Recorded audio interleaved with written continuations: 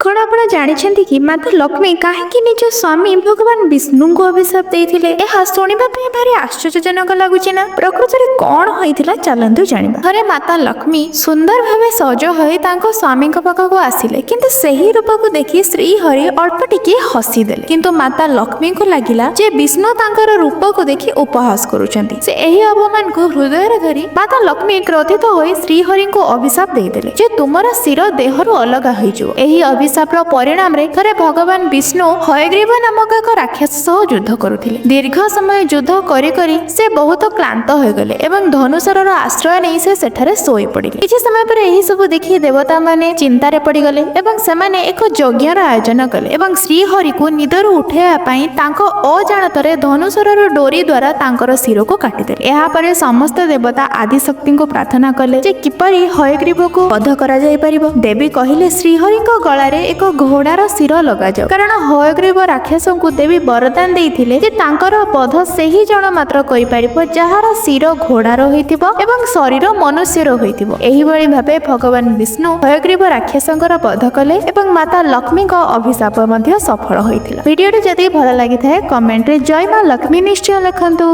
Thank you.